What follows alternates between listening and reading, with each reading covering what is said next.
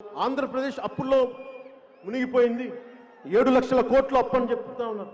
7 లక్షల కోట్లు. ఈ రోజున మనకి చాలా మందికి అర్థం కాదు. 7 లక్షల కోట్లు నా జీవితంలో రాష్ట్రానికి అప్పుంటే నా పరిస్థితి ఏంటని అనుకుంటాం కదా. నేను చిన్నప్పుడు స్కూల్కి వెళ్ళేటప్పుడు మేము వెళ్ళే Nellore Saint Joseph high school ముందు మాకు టీబీ హాస్పిటల్ ఉండే. ఆ గోడల మీద తాకట్లో భారతదేశం తాకట్లో భారతదేశం రాసేవాడు. సో తర్వాత నేను మా నాన్నగారు ఇచ్చిన తరిమిల నాగిరెడ్డి గారిది ఆ పుస్తకం చదివిన తర్వాత కొంత పెద్దలతో కొంత అవగాహన చేసుకున్నాను. తాకట్లో భారతదేశం, అప్పుల్లో ఆంధ్రప్రదేశ్ అంటే మనం ఆలోచించాల్సింది నా జీవితంలో అది ఏం ప్రభావితం చేస్తుంది, అది మనం అర్థం చేసుకోవాలి. సో ఈ అప్పులు పరిస్థితిలో మనకి ఏం జరుగుతుంది అని అనటానికి మనం ఒకటే అర్థం చేసుకోవాలి. ఒక కుటుంబాన్ని నడిపే ఒక పెద్ద ఉండి, అతనికి పెద్ద సంసారం ఉంటే, పరిమితమైన ఆదాయం ఉంటే, ఆదాయాన్ని చాలా పద్ధతిగా డిస్ట్రిబ్యూట్ చేయాలి. ఒకసారి సరిపోకపోతే కొంత బయట నుంచి కొంత అప్పు తీసుకురావాలి. అప్పు తెచ్చి కాన్స్టెంట్గా అప్పు తీర్చే మార్గాలను ఎతకాలి. కనీసం వడ్డీలు కట్టే పరిస్థితిని ఎతకాలి. వడ్డీలు పెరిగిపోయి అప్పులు తీర్చలేని పరిస్థితి వదిలేద్దాం. కనీసం వడ్డీలు కూడా కట్టలేని పరిస్థితులు ఉంటే ఇంక పిల్లలకి పెట్టలేడు. ఎంతసేపు పిల్లలకి ఒక పండగకో, ఒక పబ్బానికో, ఒక పసుపు కుంకానికో తండ్రి ఇద్దామంటే డబ్బులు ఉండవు అక్కడ. సో ఈ పరిస్థితుల్లో అలాగే ఒక రాష్ట్ర ప్రభుత్వం కూడా 1,00,000 కోట్ల పైన ఆదాయం ఉండి దీనిని సద్వినియోగం చేయట్లేదంటే ఎక్కడో తప్పు జరుగుతున్న అర్థం. మీరు అర్థం చేసుకోవాల్సింది, ఇంతమంది యువత ఉన్నారు, మీకు ఉద్యోగాలు లేవు. ఎందుకు ఉద్యోగాలు ఇవ్వలేకపోయారు? ఎందుకు ఈరోజు కూడా టీచర్స్ ఉద్యోగాలు ఎందుకు ఇవ్వలేకపోయారు? కొత్త రిక్రూట్మెంట్ ఎందుకు చేయలేకపోయారు? ఉద్యోగులకు ఎందుకు వేతనాలు పెరగట్లేదు? అమ్మ ఒడి పథకానికి డబ్బులు ఎందుకు ఆగిపోయినాయి?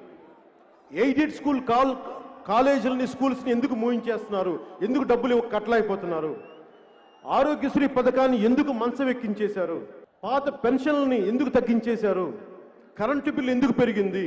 ఆలోచిస్తే వీరు అప్పులు చేయటం వల్ల, వీరు రకరకాల విధానాలకి దాని అప్పులతో పాటు మనం చేయడం పరిశ్రమ అభివృద్ధి ఉండాలి కదా.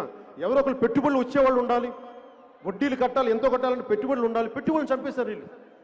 ఆంధ్రప్రదేశ్ అంటే ఒక్కడు రావట్లేదు ఈ రోజున. ఉన్న పరిశ్రమలు వెళ్ళిపోవడం కాదు, వచ్చే పరిశ్రమలు లేవు. ఉన్న పరిశ్రమల్ని కూడా పంపించేస్తూ ఉన్నారు. ఉదాహరణకి అమర్రాజా బ్యాటరీసే ఉంది. దాంట్లో నాకు తెలియదు అంతకుముందు అమర్రాజా బ్యాటరీస్ ఏంటి. ఒకసారి కిరణ్ రాయ్, మన వినోద్ రాయల్ అని చెప్పి మన జనసేన కూడా బిడ్డ చంపేశారు చిత్తూరులో. ఆ బిడ్డ వాళ్ళ తండ్రి అమర్రాజా బ్యాటరీ ఇంజనీర్. ఆయన ఎప్పుడో కూర్చోబెట్టి అక్కడే ఉద్యోగి రిటైర్డ్ అయ్యాడు. అలాంటి ఎంతో మందికి ఆధారం కల్పించిన ఒక పరిశ్రమని ఉన్మాదంతో, పిచ్చితో ఇక్కడి నుంచి పంపించేశారు. కియా ఫ్యాక్టరీ అనంతపూర్లో వస్తే వారి అనుసంధానమైన పరిశ్రమ యాన్సిలరీ యూనిట్స్ రావాల్సిన వీళ్ళు చేసిన, వైసీపీ చేసిన గొడవకి వీళ్ళు వెళ్ళిపోయారు. ఇలా ఒక్కటి కాదు, రెండు కాదు, అన్నీ వెళ్ళిపోయాయి. ఈ ప్రభుత్వం అధికారంలోకి వచ్చినప్పటి నుంచి చాలా ఇబ్బందులు ఎదుర్కొంటా ఉంది.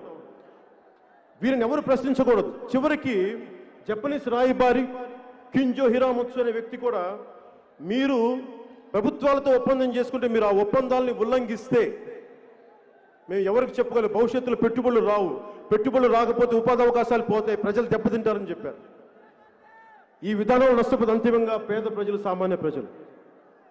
మీరు అర్థం చేసుకోండి, వీరు అభివృద్ధి లేకపోతే 300 యూనిట్స్ కరెంటు దాటిన పేదలకి పథకాలు కట్ చేస్తూ ఉన్నారు.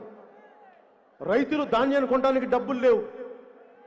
ఎస్టీ, ఎస్సీ, బీసీ సకల కార్పొరేషన్లకి రుణాలు ఇవ్వలేని పరిస్థితుల్లో ఉన్న కార్పొరేషన్ నిధులను వేరే చోటకి తరలించేస్తూ ఉన్నారు. ఈ రోజున పంచాయతీ, గ్రామ స్వరాజ్యం, గ్రామానికి గ్రామాలే పట్టుకొమ్మలు దేశానికంటే ఈ పంచాయతీలు డబ్బులు లేవు. ఈ రోజున డ్రైనేజీలు బాగు చేయించలేరు. వేతనాలు సవరణ అంటారు, డబ్బులు లేవు దానికి. మద్య నిషేధం అని చెప్పారు, మద్యం మీద కోట్లు సంపాదిస్తూ ఉన్నారు. టీడీపీ ప్రభుత్వంలో ఉన్నప్పుడు 59,000 కోట్ల మద్యం మీద ఆదాయం వస్తే 2.5 ఏళ్లలోనే మద్య నిషేధం విధించి 45,000 కోట్లు సంపాదించారు. టీడీపీ రికార్డు బ్రేక్ చేశారు 2.5 సంవత్సరాలు.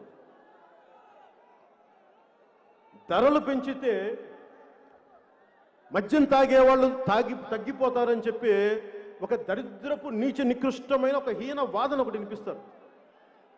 డబ్బులు పెంచితే ఎవడైనా సరే వ్యసనాన్ని నియంత్రించగలరుగా, నిర్మూలించగలరా? పైగా ఈ నాసిరకం లిక్కర్ ఒకటి అమ్ముతారు. దానివల్ల ఈ మధ్యనే మనకి జంగారెడ్డిగూడలో 812 మంది చనిపోయారు ఇలిసిట్ లిక్కర్ తాగి. ఇండియన్ మేడ్ ఫారెన్ లిక్కర్ అంటాం కదా, IMFL. అది కాదు, ఇడుపులపాయ మేడ్ ఫారెన్ లిక్కర్. అన్నిటికీ పారదర్శకత కావాలంటారు కదా వీళ్ళు. ఈ పారదర్శకత 25,000 కోట్లు మద్యం ఆదాయం వాళ్ళ జేబుల్లోకి చేరుకుంది. ప్రభుత్వం వైన్ షాపులు నడుపుతోంది, ప్రభుత్వం పాఠశాలలు నడపాలి, ప్రభుత్వం ఉపాధి అవకాశాలు పెంచాలి. మన ప్లేట్లో మనం బిర్యానీ తిందామని అంటుగా వాళ్ళు బాగా సంపాదిస్తున్నారు, దోచేయడంలో అడ్డగోలుకి వెళ్ళిపోయారు. ఈ అప్పు చేసిన డబ్బులు కూడా ఎటో వెళ్ళిపోయినాయి. అమ్మఒడి ఆగిపోయింది, ఇవన్నీ ఆగిపోయినాయి ఈ రోజున.